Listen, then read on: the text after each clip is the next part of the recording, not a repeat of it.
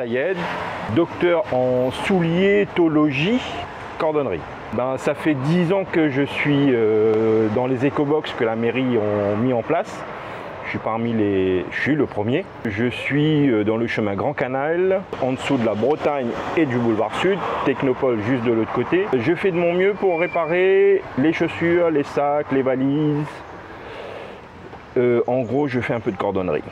Mon parcours, alors le fait que j'ai travaillé dans les multiservices, c'est là où on faisait les clés, cordonnerie, impression, gravure, donc c'est là que je me suis un petit peu familiarisé avec la cordonnerie. Et après, suite à un petit moment de chômage et des soucis de santé, l'opportunité s'est présentée et je savais qu'il y avait de la demande en cordonnerie parce qu'il n'y en a presque plus sur l'île. Donc j'ai dit why not. J'ai ouvert le 1er juin 2015, ben, ça fait 10 ans. Docteur.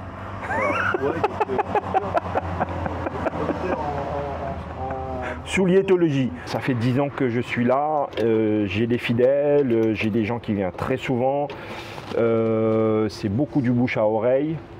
Merci aux gens de la Bretagne qui ont été présents depuis le début, qui sont toujours là, qui sont souvent devenus des amis, qui klaxonnent quand ils passent. Il y a le proverbe qui dit que le cordonnier est souvent le plus mal chaussé. Qu'en est-il? Ben voilà. Alors, je vous rassure, ça c'est suite à un petit accident de moto. Bon, ça va, merci bon Dieu, rien de grave. Et ici, voilà, le travail d'un cordonnier. Ressemblage, couture et rapistage, parce que les baskets, ça se transperce, donc il y a des trous partout. Et je me sens bien dedans, c'est ça l'essentiel. Et comme je suis debout toute la journée, quand j'ai débuté, j'ai racheté l'atelier d'un ami, Yannick Cuir, qui lui était plutôt maroquinier de formation. J'avais racheté sa machine, ses machines, ben son atelier, quoi, marteau, tout son histoire en gros. Sauf que quand j'ai déménagé pour venir ici, la machine est tombée et j'ai cassé le bras. Celle-là, j'ai racheté après avec monsieur Hassan Ali qui lui est au port, qui pareil, lui il fait plus de la serrurerie, multiservice. Et ils n'utilisaient pas la machine. Je ne vous cache pas qu'on ne gagne pas grand chose sur les coutures. On passe 1 heure pour 5 €. Changement de fermeture éclair, on passe 2 heures temps, 2 heures temps et demi pour 40 €. Mais comme je dis, je suis là pour un service, donc je le fais. Ah, c'est déchiré. C'est déchiré au niveau de la couture. Donc c'est une couture, faudra compter... Qui est déjà dans le domaine, enfin pas le domaine de la cordonnerie, mais du multiservice. Je savais c'était quoi la cordonnerie. C'est pour ça aujourd'hui j'ai un petit peu de mal de dire que je suis cordonnier, parce que je suis autodidacte. J'ai appris sur le tas. Bon, j'ai quand même commencé ce métier-là à 40 ans. Ben, il n'est jamais trop tard. Donc la personne a acheté des chaussures qui sont trop lâches. Donc là, on a réduit l'écart pour que ça tienne mieux dans ses pieds. On a beaucoup de spécificités à La Réunion, climatique, une île tropicale qui joue beaucoup sur plein de choses, sur nous déjà. Donc il y a beaucoup de spécificités qui parfois fait beaucoup de dégâts sur les chaussures. Mais il y a des gens qui en pleurent. Faut pas être collectionneur, faut pas être collectionneur à La Réunion. Faut mettre ses chaussures, faut mettre ses chaussures. Alors je parlais de spécificité de La Réunion. Plastique, caoutchouc, ce genre de matière. Par exemple, voilà. Ça, c'est l'effet de l'humidité à La Réunion. Le caoutchouc, ça s'effrite. Le plastique, ça se durcit, ça se casse. Après, ce qu'on fait à, on va dire, à 70% de l'activité, c'est que du collage. Du collage, du collage, du collage, du collage. Bon, je vais donner une marque. Je vais le donner parce que elle n'existe plus. C'est San Marina. Les chaussures San Marina, là j'en arrête pas d'en voir. Pourquoi? Parce que les gens, comme il n'y a plus de San Marina, ils retirent leurs chaussures qu'ils n'ont pas mis depuis X années. Voilà le modèle San Marina, pas mis depuis un moment. Et voilà. Donc voilà ce que l'humidité fait sur les chaussures. Et là, en voyant ça, ça me permet de vous dire aussi, ce qui est important de regarder, c'est ces étiquettes-là. Cuir, synthétique. Ça joue beaucoup sur le fait que, par rapport à l'humidité de la Réunion, de savoir ce que vous achetez. Si vous achetez quelque chose, il n'y a que du synthétique dessus, qui coûte plus de 100 €, voilà. Mais c'est vrai qu'au niveau chaussures, bon, je me permets de le dire parce qu'il n'existe plus, San Marina, qualitativement, rapport qualité-prix, ils étaient pas mal. Donc dans ces cas-là, là, ce qui se passe, c'est on fait comme un patin, on retire la partie avant, on découpe et on pose du 4 mm. Bon, ça ne sera pas noir, ça sera beige ou marron, comme ça. Et après, on a la partie protection. Protection de la chaussure, c'est très souvent sur du cuir avec une couture Blake. Donc là, déjà, c'est une semelle en cuir. Ce qui veut dire, c'est que la semelle, elle glisse. Elle s'use beaucoup plus rapidement que le synthétique et on a une couture. Donc, ce qui est conseillé de faire, mais moi, je déconseille de le faire tout de suite à l'achat. Bon, là, si la personne veut absolument le faire tout de suite, je préfère que la personne mette ses chaussures un peu, voir si c'est confortable, si ça vaut la peine pour investir, parce que pour ne pas investir dans quelque chose après qui ne va pas mettre. De toute façon, on ponce la chaussure.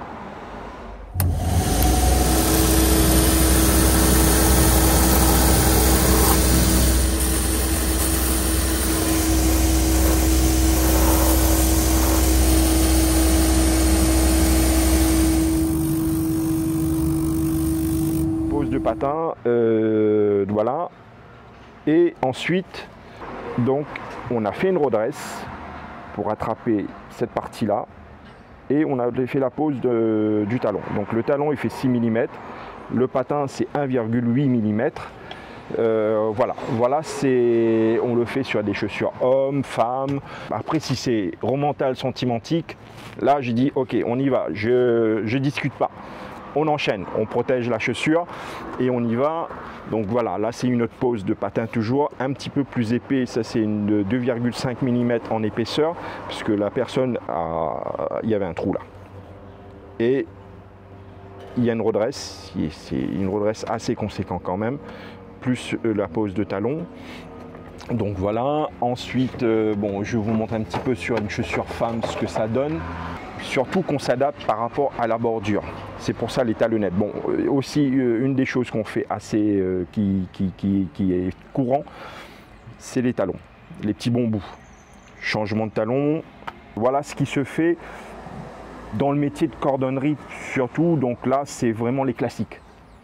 Pose de bons bouts, réparation de talons, patin, là c'est du classique. Après, c'est comme je vous ai montré en couture, là on part dans quelque chose d'un petit peu plus... voilà. En gros, pour moi, la cordonnerie, c'est du bricolage. On bricole. Mais là, il faudra faire une couture sur la chaussure à la main. C'est un ressemblage complet de la chaussure. On va tout retirer, cacher, mettre du cuir, couture, ressemblage complet. Mettez vos chaussures. Profitez de vos chaussures. Si c'est votre outil de travail, il faut un minimum de 3-4 paires de chaussures chez vous. Et alterner, il faut les mettre. Après, les mettre maximum 2 jours pour que le pied change de forme, que la chaussure se repose par rapport à l'humidité. Si possible, avoir des embauchoirs qui absorbent l'humidité. Très souvent, ça parfume la chaussure aussi. Après, si vous préférez du confortable, c'est-à-dire des semelles en élastomère, pareil. Qualitativement, après, si vous prenez du moins cher, prenez-en. C'est pas grave, mais alternez. Faut les mettre. Mettez pas de côté, faut les mettre. La durée va être moins que ce genre de chaussures, mais vous êtes plus à l'aise, c'est plus confortable. Pose de patin, et talon. D'origine, le talon c'est ça. Pourtant c'est des chaussures qui coûtent assez cher. Et en gros, si vous voyez, c'est que les talons d'origine, ça s'emboîte dedans. Mais nous, on n'a pas ce genre de talon là. Donc quand on refait, on fait ça. C'est moins joli. Donc ce que je trouve un petit peu aberrant, c'est de vendre des chaussures à ce prix-là et d'avoir des talons que vous ne pouvez pas remplacer. Pas besoin de crier, je vous entends. Non, c'est vrai que je suis en bord de route. Il y a la machine, on va l'écouter. Donc ça fait une belle musique. Mais comment dire, quand je suis dedans, bon, ça fait 10 ans que je suis là, je suis un petit peu habitué au bruit. J'écoute pas, mais on a surtout le bruit de la route. Bon, quand je suis dans mon truc, voilà, comme il est dans mon truc, il est dedans, voilà. C'est quand j'ai quelqu'un, comme il y a quelqu'un avec qui je dois parler, je suis obligé de lever le ton par rapport à la circulation. Donc là, c'est fatigant. Pour revenir sur les anecdotes qui me revient en tête, c'est surtout quand c'est l'importance que les gens donnent à leurs chaussures, alors que c'est des chaussures. Mais il y a une dame une fois qui est venue me voir avec une paire de chaussures, voilà, qui avait bréché ses talons. Elle me dit, est-ce que je peux le réparer? Je dis, bon, ben oui, c'est du cuir. Donc j'ai remis en place. J'ai pris le pied, j'ai posé dessus, j'ai mis de la colle et tout. Et j'ai commencé à taper avec le marteau pour le redresser. Là, j'étais là, il me dit, monsieur. Je dis, oui, vous êtes obligé de faire ça. Je dis, madame, achetez un armoire, mets tout de souliers dedans. Comme ça, on est sûr qu'il n'y aura rien. Voilà. Et le top des tops, c'était il y a 2 mois. On m'appelle et me dit, monsieur, vous êtes cordonnier, vous réparez de tout, toutes les chaussures. Je dis, oui, tant que c'est possible. Il faut que je vois et voilà. Il me dit non, parce que moi, j'ai toujours cru que le cordonnier, il répare que les chaussures d'église. Pourquoi mes délais sont longs? Professionnellement, je préfère prendre mon temps pour faire quelque chose de correct. Et il y a aussi le souci que sur Saint-Denis, on a les multiservices qui font de la cordonnerie, mais pas beaucoup de choses en cordonnerie. Il y a, j'aime pas ce mot-là, concurrent, Monsieur Waro de la Dionysoise, qui est dans la rue Jules Aubert, qui lui fait ce métier-là depuis plus de 40 ans, pour qui j'ai beaucoup de respect, parce qu'on est des artisans, et dans artisan, il y a artiste, lui c'est un artiste. Le métier en lui-même, elle est magnifique, c'est vrai qu'on se réveille tous les matins, si on n'aime pas ce qu'on fait, bof. Donc là on part dans quelque chose qu'on aimerait faire, qu'on fait avec, bon, c'est des grands mots, hein, avec amour, mais c'est un beau métier, c'est un beau métier. Après la parenthèse aussi, c'est que ça fait plus de 20 ans qu'il n'y a plus de formation de cordonnerie à La Réunion. Il n'y a plus de CAP de cordonnerie. Ça existe toujours en maroquinerie, sellerie dans l'ouest. Cordonnerie, il n'y en a plus. Donc pour les gens d'ici, pour les jeunes de La Réunion, ben, non. S'ils veulent faire quelque chose, c'est de partir en métropole, se former là-bas. Et il y a du boulot pour tout le monde. Mais après, c'est le sérieux qui compte. C'est le sérieux, c'est le travail derrière qui compte. Et donc voilà, donc, il faut y aller, il faut bosser, voilà. Il y aura toujours du boulot pour les cordonniers. Et vous avez vu, La Réunion, c'est magnifique. Là, surtout qu'il y a le Grand Raid qui se rapproche. Les chaussures de trail sont très fragiles, pas vraiment adaptées pour La Réunion. Donc là, comme je vous ai montré tout à l'heure, mes chaussures, donc le ressemelage, ça se fait. Le problème des chaussures de trail aussi, c'est qu'au niveau de l'orteil, ça se transperce. Donc c'est possible de mettre des pièces.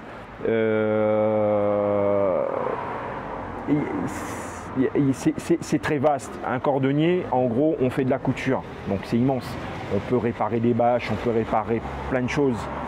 Si on fait que ça, on répare des chaussures, on répare des valises, on répare des sacs. J'ai même réparé une petite poupée une fois. Ce qui est magnifique avec ce genre de métier là aussi, c'est que au bout d'un moment, pas des confidents, mais les gens viennent nous voir. Qu'est-ce que je fais avec mes chaussures? Est-ce que ça vaut la peine? Parfois ça vaut la peine, parfois, de toute façon, je leur dis, il y a toujours une solution. Il y a la poubelle ou on répare. Comment entretenir leurs chaussures?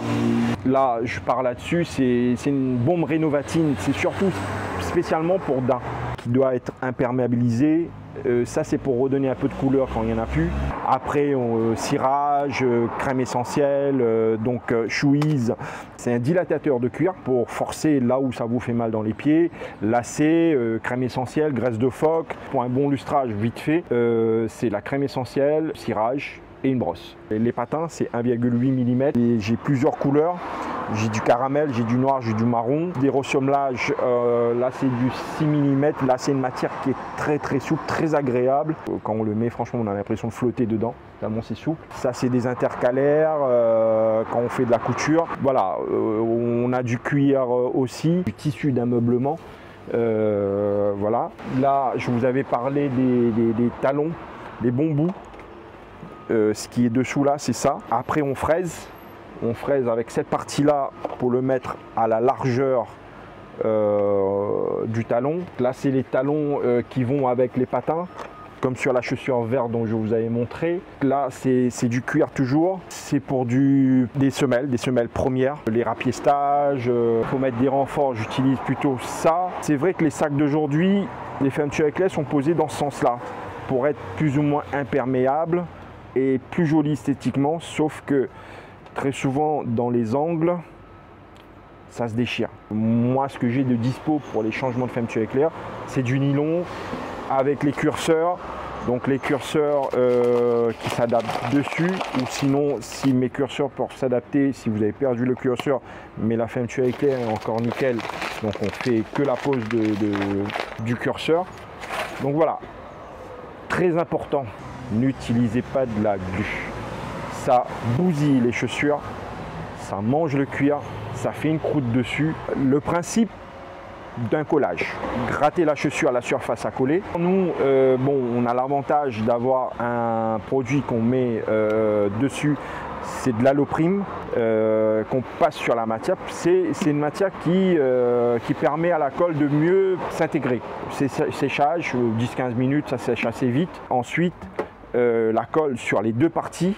Normalement, le principe, c'est quand on touche, ça colle plus. Après, on plaque. Le seul problème, c'est que si vous avez mal plaqué, là, c'est une autre histoire. Moi, j'ai commencé ce métier-là à 40 ans, donc il n'est jamais trop tard. Allez-y, allez-y, allez-y, mais surtout avec respect. Respectez les personnes, respectez vous-même déjà, respectez les autres en face de vous. Il n'y a pas de sous-métier. Faites ce qu'il faut.